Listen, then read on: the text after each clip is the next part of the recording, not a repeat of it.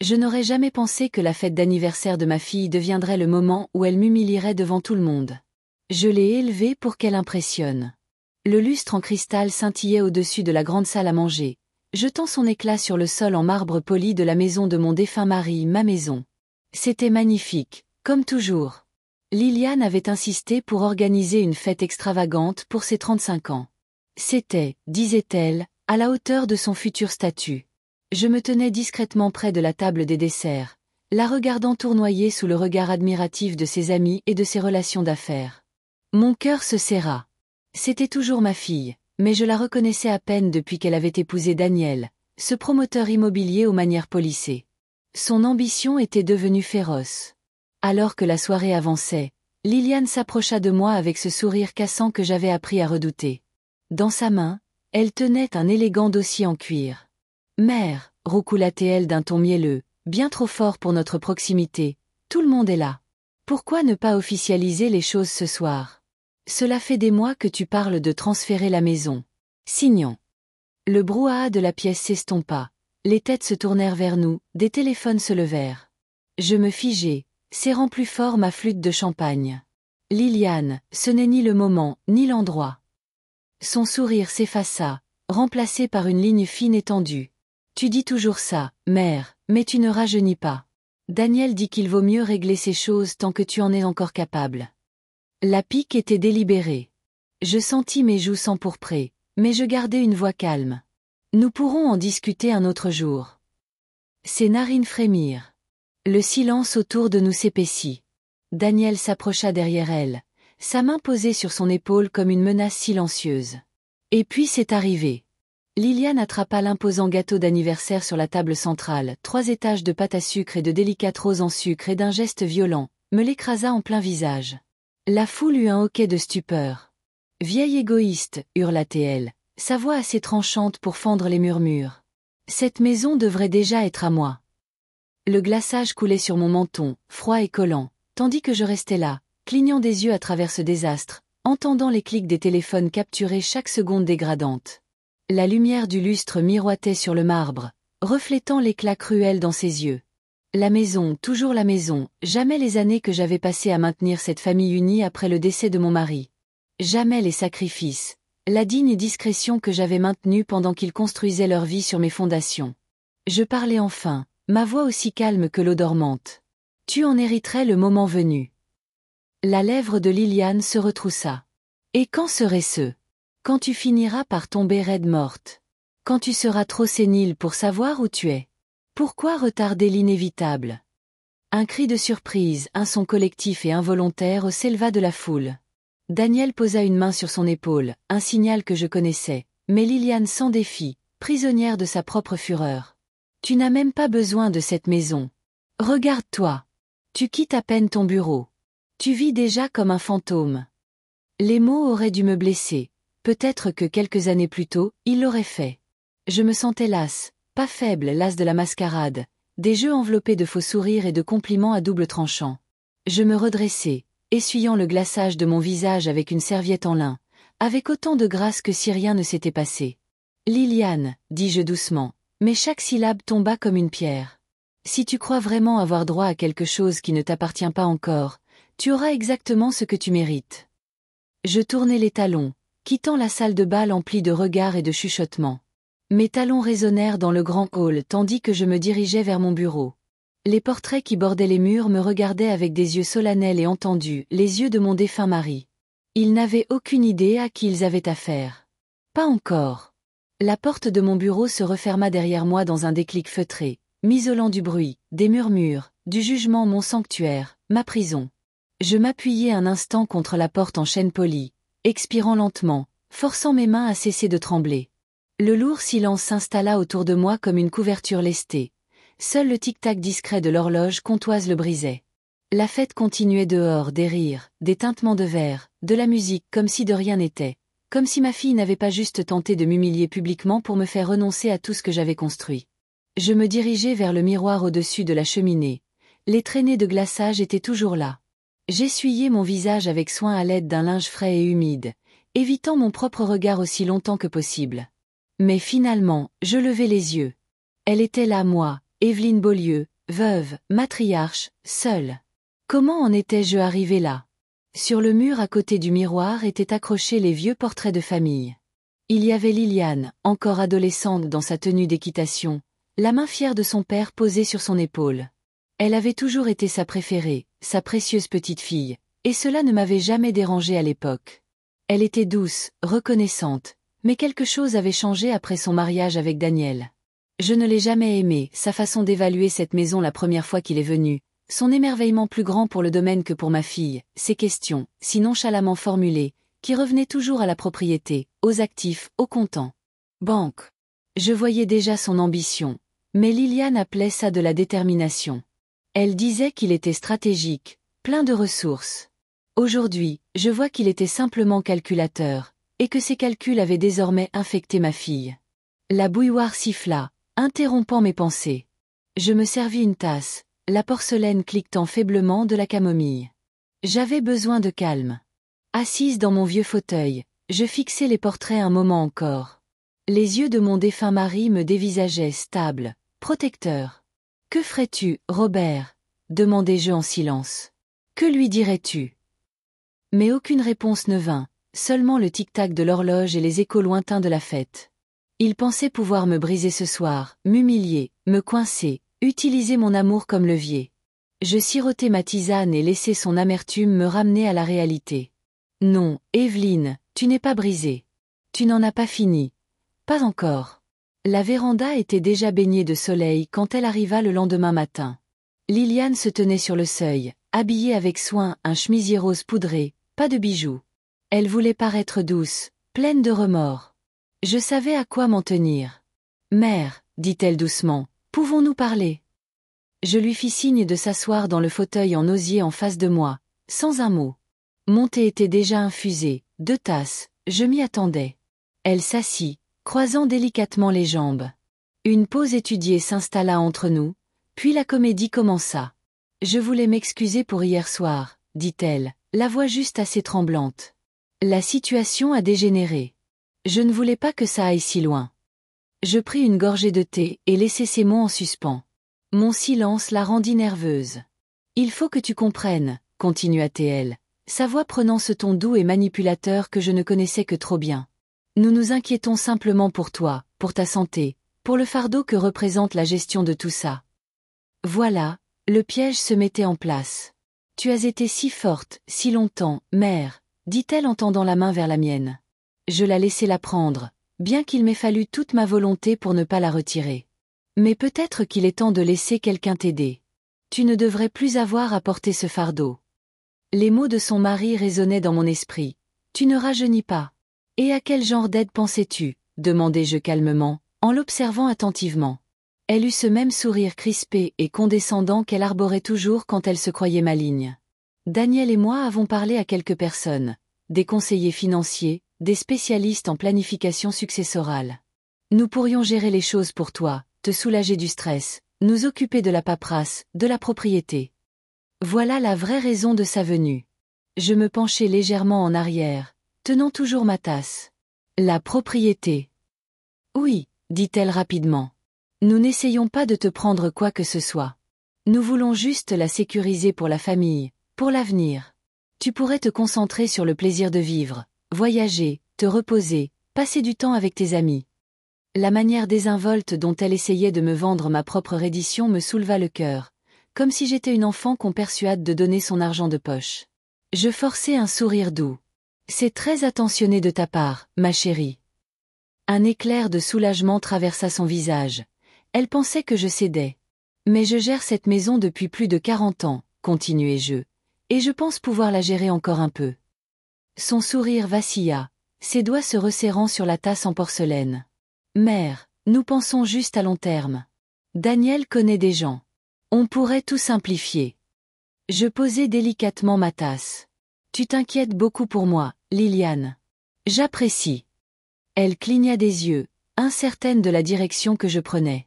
Pourquoi n'en reparlerions-nous pas bientôt, dis-je d'un ton léger, mais pas aujourd'hui. J'ai besoin de prendre l'air. Je me levai. La conversation était terminée pour le moment, mais la bataille ne faisait que commencer. Il était à peine midi quand je les ai entendus. J'étais entrée dans le couloir pour chercher un livre à la bibliothèque. La porte du bureau du rez-de-chaussée était entr'ouverte. Ils ne pensaient pas que j'étais à la maison. Leurs voix me parvinrent, basses mais pressantes. « Il faut qu'on agisse plus vite », chuchotait Liliane. « Elle est plus têtue que je ne le pensais. » La voix de Daniel était tranchante. « C'est pour ça qu'on a besoin du docteur Lambert. S'il la déclare inapte mentalement, c'est fini. Plus besoin de sa signature, plus de faux fuyants. Ce sera propre. » Mon pouce accéléra, mais je restai parfaitement immobile. « Et il est d'accord ?» demanda Liliane. « Bien sûr qu'il l'est. Ça fait 2 ans qu'on arrose sa clinique. Il rédigera l'évaluation dont nous avons besoin. » Il y eut une courte pause, suivie du petit rire de Daniel. « Plus vite on aura l'acte de propriété, plus vite on pourra vendre. Avec le marché actuel, on pourrait facilement se faire 2 millions d'euros avant la fin de l'année, et éponger toutes mes dettes. » La voix de Liliane se fit encore plus basse. « Et mère n'aura plus à s'inquiéter de rien. Une fois déclarée incompétente, le tribunal nous confiera le contrôle total. On la mettra dans cette luxueuse maison de repos en Touraine. Elle sera bien installée. Fini les disputes. » Leur audace, leur arrogance pure, faillit me faire suffoquer, mais je restai figée, ma main agrippant le bord de la bibliothèque pour garder l'équilibre. Je ne devais pas faire un bruit, pas encore, pas tant que je n'en saurais pas plus. La voix de Daniel devint glaciale. « Il faut que les papiers soient prêts avant qu'elle ne change encore d'avis. Et continue de lui faire croire qu'on est de son côté jusqu'à ce que ce soit fait. Ne l'effraie pas. » Liliane soupira. « Je peux la gérer. Elle croit encore que je tiens à elle. » Je reculai lentement de la porte, chaque pas délibéré, prudent pour ne pas faire craquer le parquet sous mes pieds. Quand j'atteignis le bout du couloir, je m'autorisai à respirer. Ils essayaient de me faire déclarer inapte mentalement ma propre fille. Pendant des années, je m'étais convaincue que l'égoïsme de Liliane était de l'immaturité, qu'elle finirait par grandir. Mais c'était tout autre chose. C'était une trahison. Je retournai au bureau, fermai doucement la porte derrière moi et m'assis à mon secrétaire. Mes mains tremblaient, non de peur, mais à cause de la vague de lucidité qui me submergeait. Ils avaient fait une erreur fatale. Ils pensaient que j'étais encore la vieille femme fragile ayant besoin de protection, mais ils n'avaient aucune idée à qui ils avaient affaire. Le lendemain matin, je ne me suis pas permis le luxe de la rage. La colère, je le savais, est inutile si elle ne sert pas un objectif. J'avais besoin de clarté. J'avais besoin d'alliés. J'attrapai le téléphone posé sur ma table de chevet, son combiné usé frais dans ma main. Mes doigts hésitèrent au-dessus du numéro familier avant de le composer. Je n'avais pas appelé Marthe depuis des mois, non pas que nous nous soyons éloignés, mais parce qu'elle avait toujours respecté mon besoin de quiétude. Sa voix répondit à la 2e sonnerie, chaude et assurée comme toujours. « Evelyne, mon Dieu, ça fait une éternité. » Je laissai échapper un souffle que je n'avais pas réalisé retenir. « Marthe, ma chère, aurais-tu un moment pour une conversation privée ? » « Bien sûr. Est-ce que tout va bien ? » Je fis une pause. « Pas tout à fait.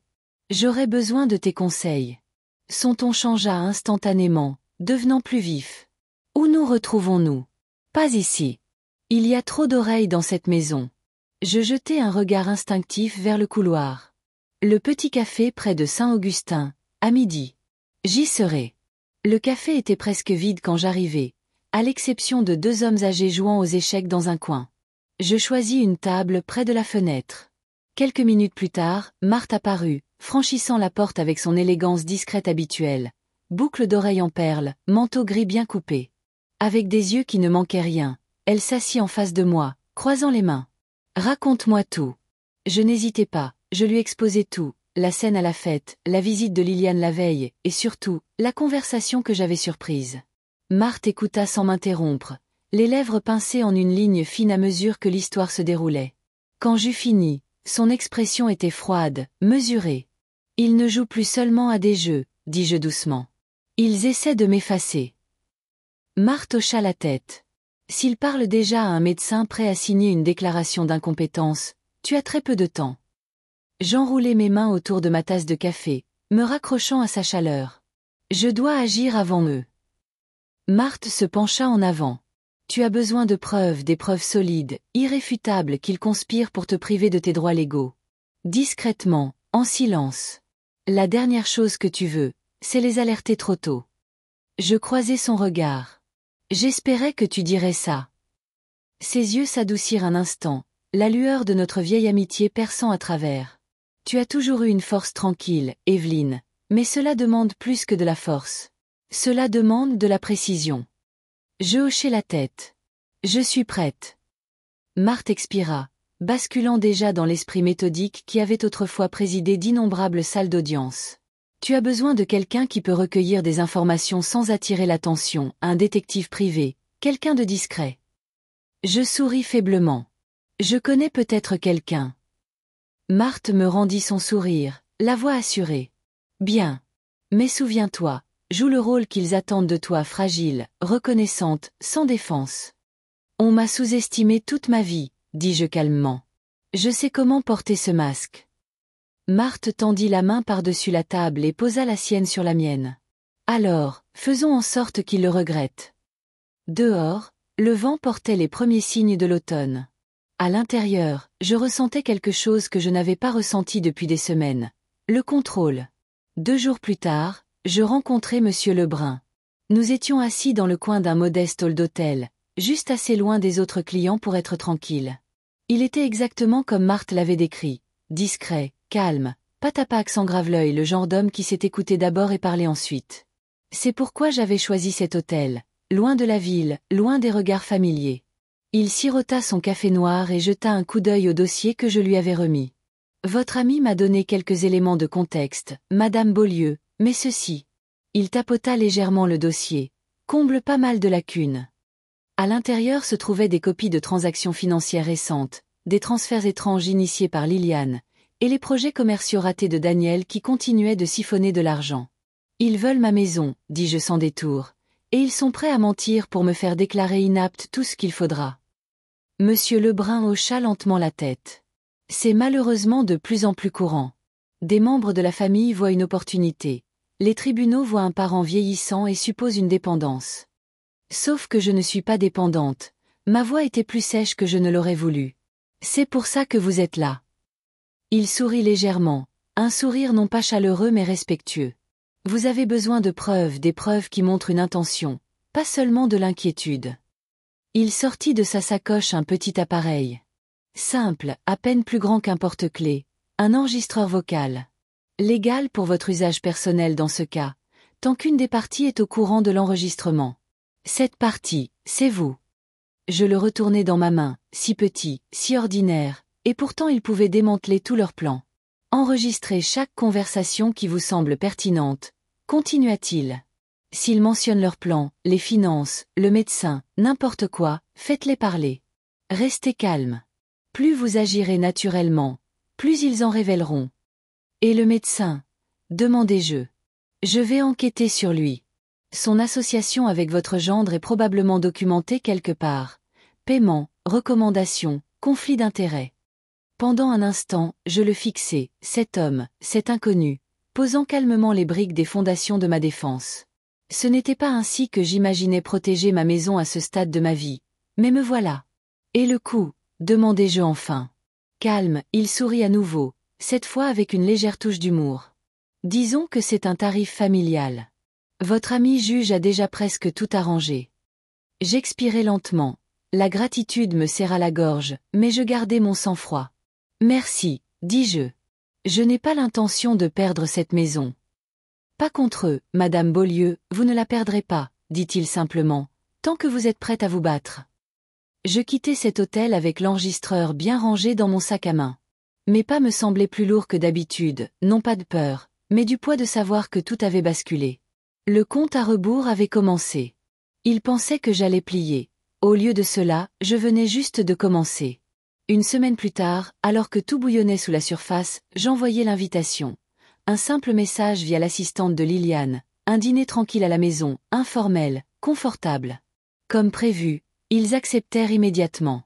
Quand ils arrivèrent ce soir-là, ils n'étaient que sourires, excessivement polis. Daniel portait une bouteille de vin cher comme un homme faisant une offrande à un temple qu'il prévoyait de démolir.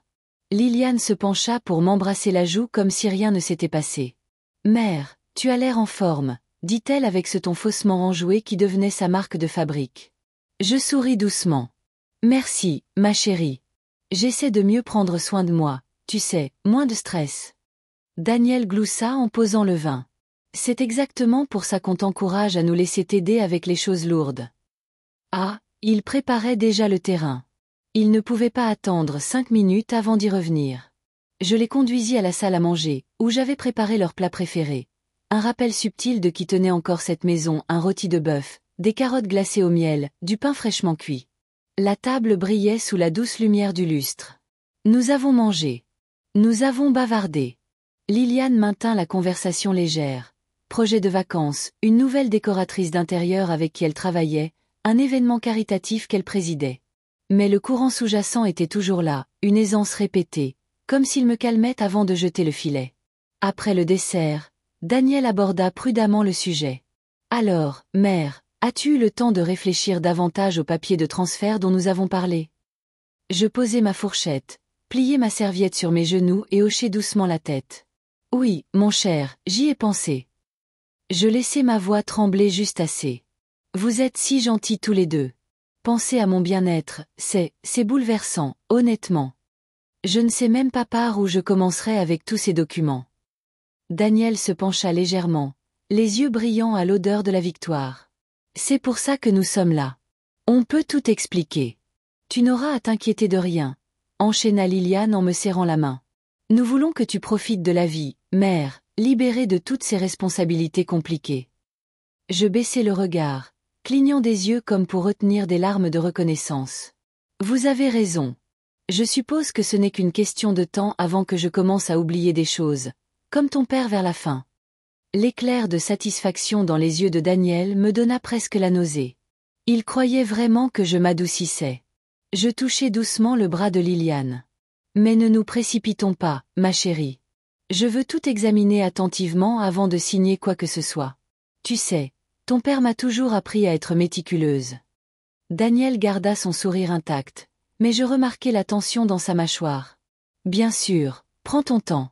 Nous demanderons à notre avocat d'envoyer les ébauches préliminaires, ajouta rapidement Liliane, et nous nous assurons que tout soit très simple. Tu n'auras pas à lire des piles de paperasse confuses. Je souris, feignant d'être réconforté. C'est très attentionné. Nous avons terminé la soirée avec un café et des banalités. Je leur offris les restes de pâtisserie à emporter, comme toute bonne mère essayant de faire plaisir à ses enfants. En les regardant se diriger vers leur voiture, Daniel le bras autour de la taille de Liliane, je gardai mon doux sourire jusqu'à ce que leurs feux arrière disparaissent au bout de l'allée. Ce n'est qu'une fois parti que je laissai mon visage se durcir. Ils voyaient ce qu'ils voulaient voir, une vieille femme reconnaissante, cédant enfin à leurs manipulations minutieuses. Mais ils n'avaient pas vu ce qui allait suivre, et cela me rendait dangereuse. 3 jours plus tard, la lettre arriva. Par coursier, remise en main propre comme pour la rendre officielle. Urgente. L'enveloppe était épaisse, frappée du nom d'un cabinet d'avocats dont je n'avais jamais entendu parler, une des relations de Daniel, sans aucun doute. Je l'ouvris calmement, bien que mes mains voulussent trembler. À l'intérieur se trouvait un jeu complet de documents, papier de transfert de propriété, autorisation de transfert d'actes, accord de procuration financière soigneusement tapé, propre et efficace, tout était préparé, n'attendant plus qu'une chose, ma signature. Et elle était là, la signature de Liliane déjà joliment apposée sur les lignes du bas, celle de Daniel également. Le seul espace vide était le mien. Un frisson me parcourut comme de la glace, s'insinuant sous ma peau. Il n'attendait plus mon consentement. Il le présumait. L'audace était stupéfiante.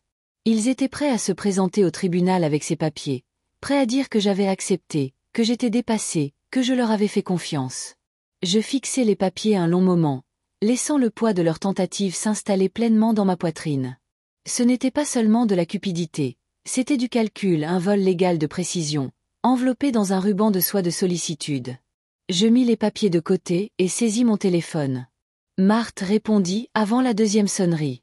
La situation s'est envenimée, dis-je. Ma voix était froide, stable. Raconte. Je lui exposai tout, la lettre, les signatures, les espaces vides.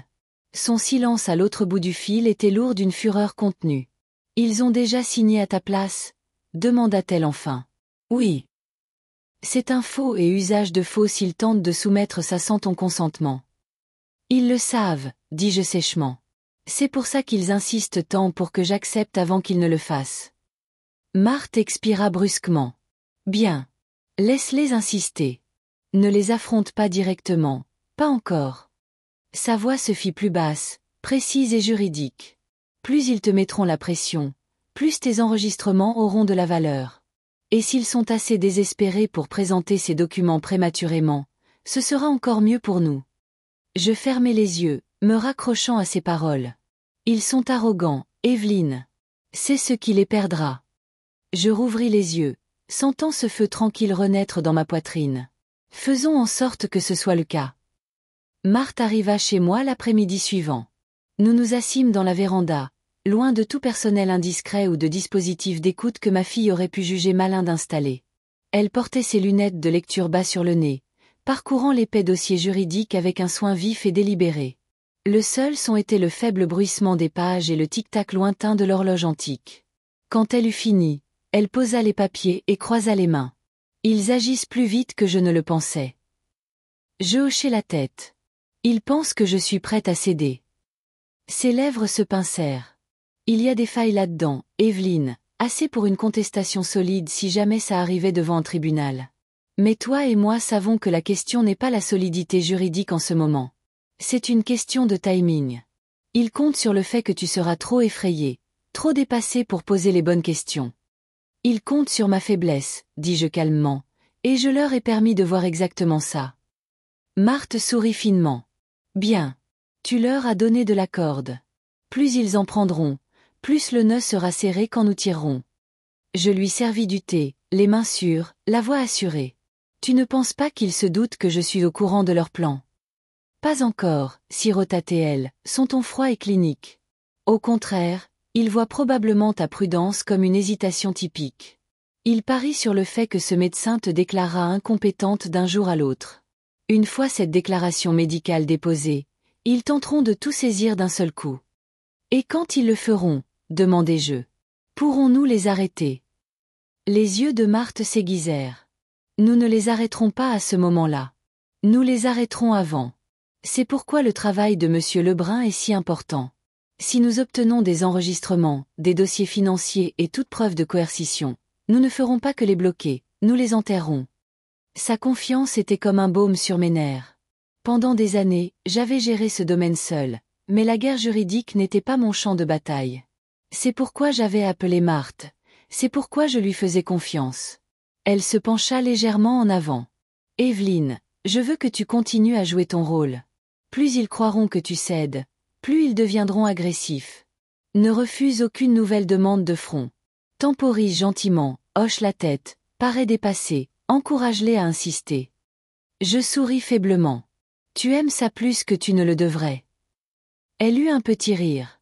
J'ai passé 30 ans à voir des gens comme ta fille parader dans les tribunaux en pensant qu'ils allaient déjouer la loi. Le sentiment que tout leur est dû les rend toujours négligents. Je remuai lentement mon thé, ma voix tombant à un quasi-murmure. Je n'arrête pas de me demander, Marthe, quand a-t-elle cessé de me voir comme sa mère? Quand suis-je devenu rien de plus qu'un obstacle à son ambition? Marthe tendit la main et toucha la mienne. Tu as cessé de nourrir sa faim, Evelyne, et les gens comme Liliane n'aiment personne qui leur dit non. J'avalai ma salive avec difficulté mais soutins son regard. Alors, faisons en sorte que le prochain non soit le dernier qu'ils entendent jamais. Marthe me serra doucement la main. Ce le sera, je te le promets. Pendant la semaine qui suivit, je jouai mon rôle à la perfection, la vieille femme fragile et arrangeante, la mère confuse reconnaissante de leur aide. Je les laissais venir souvent, les laissais apporter leurs discours préparés, leurs douces manipulations enveloppées de sourires forcés et de voix douces. Nous étions assis sur la véranda un après-midi, la brise chaude faisant flotter les bords de la nappe en dentelle. La maison, ma maison, brillait derrière eux, et derrière mon sourire calme, je les regardais tisser leurs petites toiles, totalement convaincus de m'avoir piégé. Liliane me servit du thé comme elle le faisait toujours maintenant, comme si me servir la rendait en quelque sorte plus attentionnée. Mère, es-tu sûre de ne pas vouloir signer avant que les choses ne se compliquent trop? Tu sais, pendant que tu te sens encore lucide. Daniel intervint, parfaitement synchronisé. Cela épargnerait à tout le monde beaucoup de maux de tête futurs. Tu ne voudrais pas que les tribunaux s'en mêlent. Ils ont tendance à rendre ces choses désagréables. Je sirotais mon thé, gardant une voix légère. Bien sûr, mes chéris, mais j'aimerais d'abord parler à mon conseiller financier, juste par sécurité. Un éclair traversa les yeux de Daniel. Il n'aimait pas cette réponse, mais il était encore trop confiant pour insister. Oh, bien sûr, dit rapidement Liliane pour aplanir les choses. Prends ton temps, mère. Nous ne voulons que ton bien. L'enregistreur niché derrière ma chaise capta chaque mot. Il voulait que je me dépêche. Il voulait que je sois sous pression. Il voulait créer un faux sentiment d'urgence. C'est pourquoi il continuait à venir, à rôder, à laisser tomber des allusions sur le déclin de mes facultés à chaque occasion. Chaque fois qu'il le répétait, chaque fois qu'il le laissait échapper, cela devenait une preuve plus forte en ma faveur, et je l'ai laissé faire. J'ai même fait semblant d'être confuse une fois, oubliant quel dossier il m'avait demandé de signer la dernière fois. Liliane sauta sur l'occasion pour offrir son aide, Daniel me corrigeant comme si j'étais une enfant perdue dans sa propre paperasse. Tout a été enregistré. Chaque regard condescendant, chaque menace voilée enveloppée d'une sollicitude polie. Le jeu était simple maintenant. Les laisser croire qu'ils approchaient du but, les laisser penser qu'ils avaient presque gagné. Plus la corde est longue, plus le claquement est sec quand elle se tend. Ce soir-là, bien après le départ de Liliane et le retour de la maison à son profond silence familier, je me rendis à la bibliothèque. Le feu crépitait doucement dans l'âtre, projetant des ombres vacillantes sur les étagères. Je restai un long moment devant la haute bibliothèque, mon doigt traçant les dos des vieux volumes jusqu'à ce que je trouve les journaux de Robert. 3 épais livres reliés en cuir, usés mais soigneusement conservés. Il les avait tenus méticuleusement jusqu'au dernier mois de sa vie. Je les portai jusqu'au fauteuil de lecture et ouvris le premier. Son écriture était stable et nette, telle que je m'en souvenais. 17 mars, l'ambition de Liliane m'inquiète. Elle est intelligente, oui, mais trop facilement éblouie par la richesse. Daniel l'encourage. Je le vois dans sa façon de la flatter, suggérant toujours qu'elle mérite plus. Je crains où ce chemin pourrait la mener une fois que je ne serai plus là. Je relus les mots, les laissant s'imprégner en moi comme de l'eau froide. Robert l'avait vu venir, même à l'époque. 2 juin. Je dois reparler à Evelyne de la mise en place de protection légale adéquate. La maison est à nos 2 noms, mais je m'inquiète de ce que Daniel pourrait tenter plus tard. Evelyne fait trop facilement confiance quand il s'agit de la famille. Elle croit toujours que les gens choisiront l'amour plutôt que la cupidité. Je prie pour qu'elle ait raison, mais je dois me préparer comme si ce n'était pas le cas. Je fermai les yeux. Il avait essayé de me prévenir. Je tournai d'autres pages, les dates se rapprochant lentement de l'année de son décès. Son écriture devint plus hâtive vers la fin, mais ses inquiétudes ne changèrent jamais. 4 décembre. Si jamais Evelyne doit les affronter seule, j'espère qu'elle se souviendra de ceci. La discrétion ne signifie pas la faiblesse, le calme ne signifie pas l'impuissance, la patience gagne les guerres. Le poids de ces mots s'enfonça dans ma poitrine. Je caressai doucement la page, comme si je le touchais une dernière fois. J'avais été patiente pendant des années pour le bien de Liliane, pour le bien de la paix, mais cette paix avait pourri en un poison silencieux, et maintenant, enfin, je sentais quelque chose de plus fort monter sous mon chagrin. Pas de la rage, mais de la résolution. Je n'avais plus peur de perdre cette maison. J'en avais fini de me perdre moi-même. Je feuilletai jusqu'à la fin du journal et trouvai une dernière note qu'il avait griffonnée, presque comme un message d'adieu. S'ils essaient un jour de prendre ce que nous avons bâti, ne supplie pas, ne plaide pas, montre-leur qui tu es. Une lente inspiration remplit mes poumons. Mes mains cessèrent de trembler, mon esprit était clair. Ils pensaient que j'étais fragile. Ils pensaient que les années m'avaient creusé pour me transformer en quelque chose de mou et de facile à briser, mais ils n'ont jamais su où résidait ma vraie force. Robert, lui, le savait. Je reposai les journaux sur l'étagère, lissant mon chemisier en me levant. Merci, mon amour, murmurai-je dans le silence. Maintenant, je sais exactement ce que j'ai à faire. La guerre n'était plus imminente, elle était arrivée. Monsieur Lebrun m'appela 2 jours plus tard. Madame Beaulieu, commença-t-il, sa voix calme mais teintée d'une urgence discrète.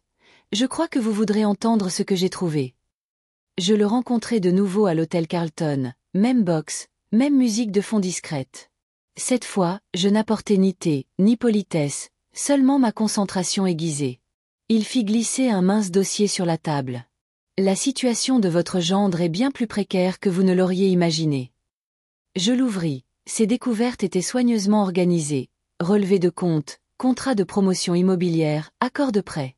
Mais chaque page hurlait un seul mot, désespoir. Le projet Bellevue, demandai-je. Il hocha la tête. Ils perdent de l'argent. Daniel est surendetté. Pour tout le projet, il a emprunté contre tous les actifs qu'il possède. Des prêteurs privés aussi, pas seulement des banques. Des prêts à taux d'intérêt élevés, des investisseurs discrets qui ne toléreront pas de défaut de paiement.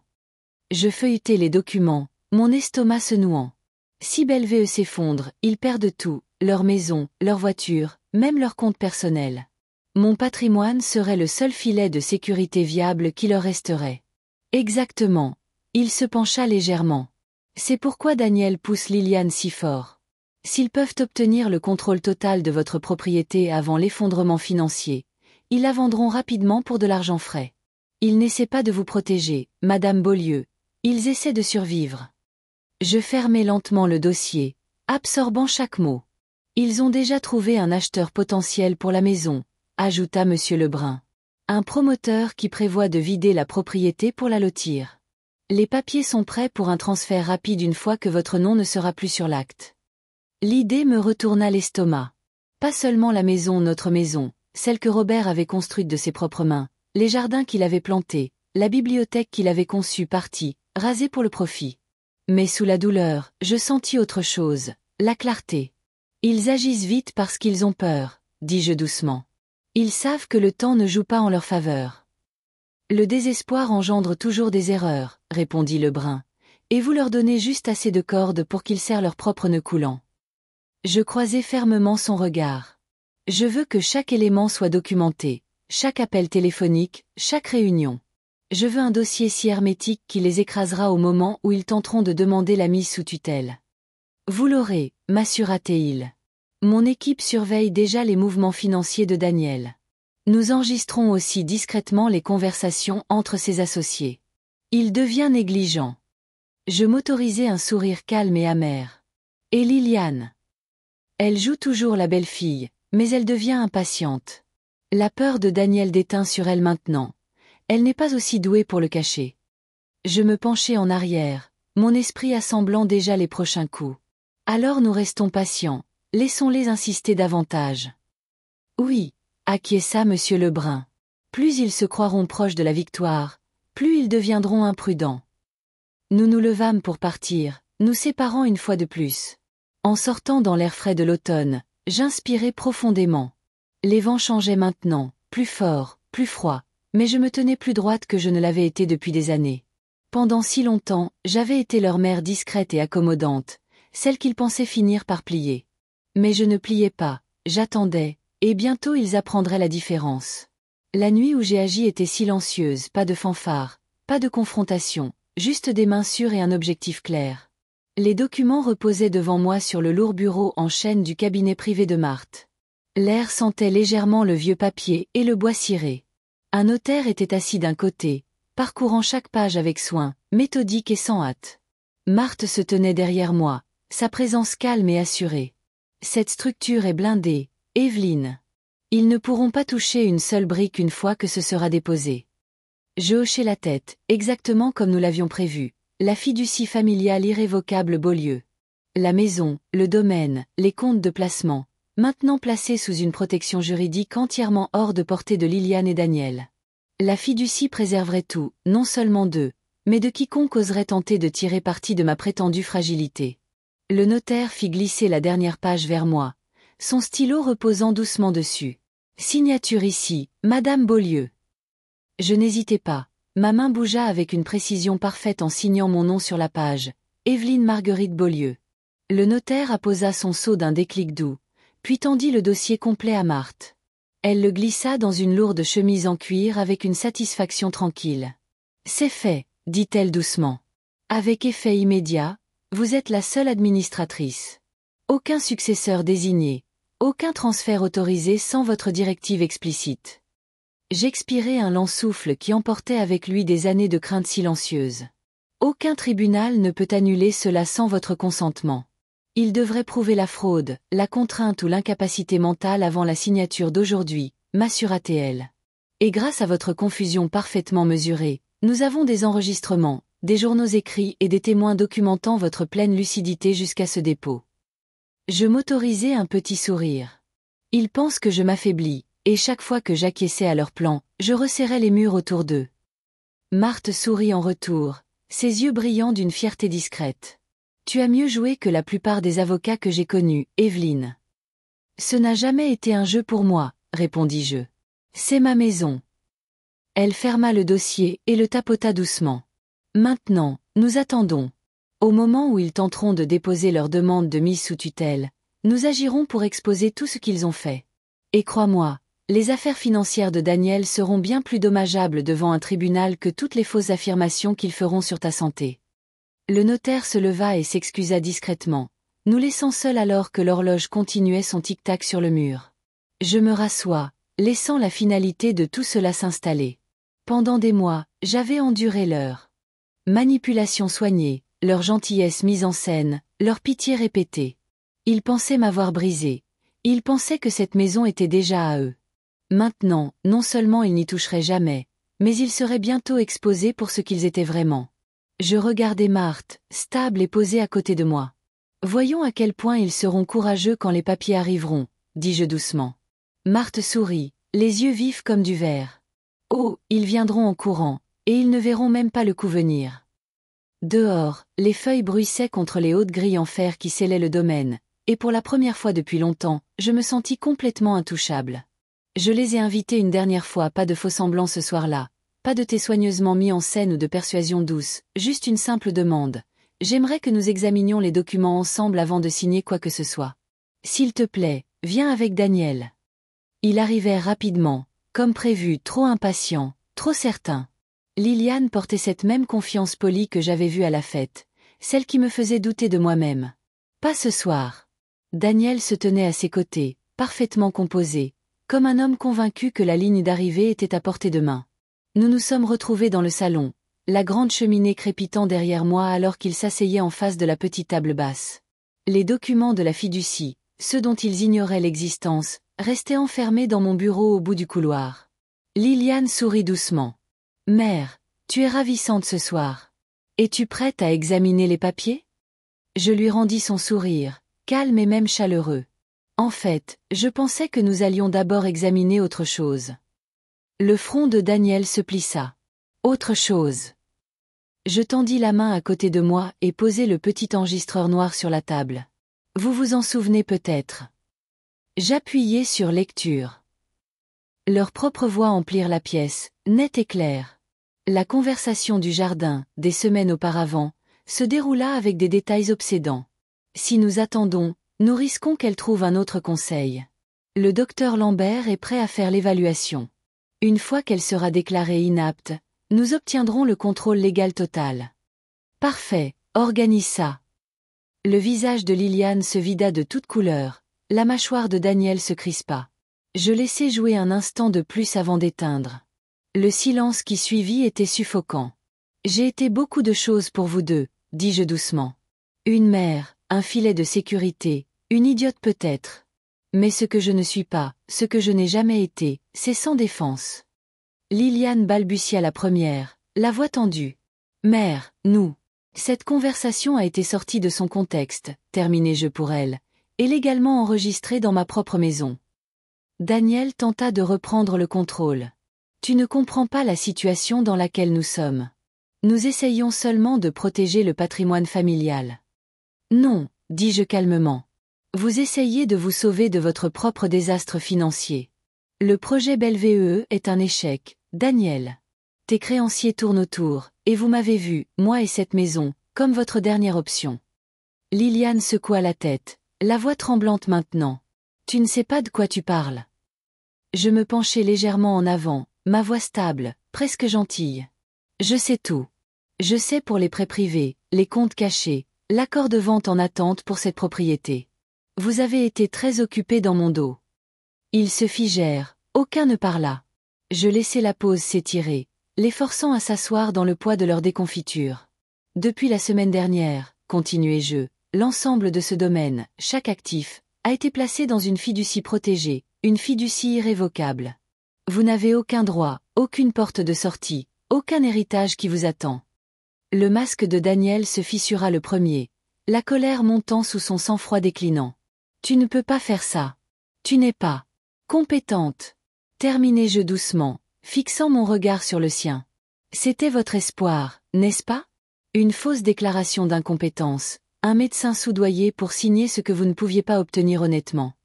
Je fis une pause, ma voix baissant d'un ton. Vous vous êtes lourdement trompé. Liliane craqua alors, des larmes coulant, sa voix suppliante maintenant. Mère, s'il te plaît. Nous ne voulions pas, nous pensions juste. Je secouai la tête, gardant ma voix douce mais inflexible. Non, Liliane. Tu as fait tes choix, et tu m'as montré exactement qui tu es. L'air s'épaissit. Il ne le savait pas encore, mais le pire était à venir. Je laissai le silence s'installer un long moment, assez longtemps pour que les larmes de Liliane se transforment en faibles sanglots, assez longtemps pour que Daniel commence à calculer une issue à un piège qui n'en avait plus. Puis, doucement, j'ajoutai le poids final.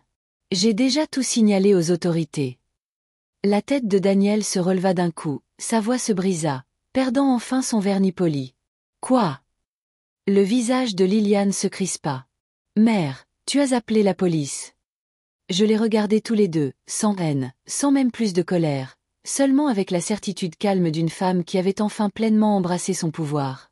Oui, ma voix ne s'éleva jamais au-dessus d'un murmure. J'ai fourni les enregistrements, les dossiers financiers, chaque document que M. Lebrun a rassemblé. Vous n'avez pas seulement essayé de me manipuler, vous avez commis une fraude. Vous avez conspiré pour me faire déclarer légalement incompétente à des fins financières. Cela s'appelle un abus de faiblesse, et cela entraîne de réelles conséquences. Daniel bondit de sa chaise, arpentant la pièce comme un animal acculé. Tu ne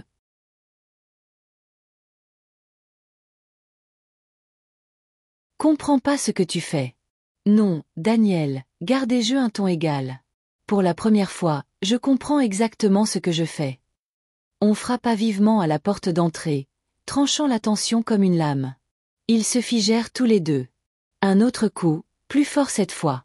Maria, qui attendait dans le hall, ouvrit la porte. 2 policiers en uniforme entrèrent, suivis de près par un inspecteur en civil. Madame Beaulieu? Demanda poliment l'inspecteur. Nous sommes ici concernant votre plainte. Je me levai de ma chaise, les mains stables. Oui, inspecteur, ils sont juste ici. Je fis un geste vers Daniel et Liliane. Le visage de Daniel blêmit. Vous ne pouvez pas être sérieux. Vous ne pouvez pas nous arrêter pour ça. L'inspecteur s'avançait déjà, ferme et silencieux. Monsieur, vous êtes placé en garde à vue pour suspicion de fraude, tentative d'exploitation financière et abus de faiblesse. Alors que l'officier lui lisait ses droits, Daniel balbutia des protestations, sa voix montant en désespoir. Vous ne pouvez rien prouver. Elle déforme tout. L'inspecteur souleva l'enregistreur de la table. Nous avons des heures de vos propres paroles qui parleront très bien. Liliane s'effondra complètement, tombant à genoux près de ma chaise, s'agrippant à ma main. Mère, s'il te plaît. S'il te plaît, ne fais pas ça. Je ne voulais pas que ça aille si loin. J'avais peur. C'est Daniel qui m'a forcé. Je la regardai, ne retirant pas ma main mais n'offrant aucun réconfort non plus. Tu as fait tes choix, Liliane.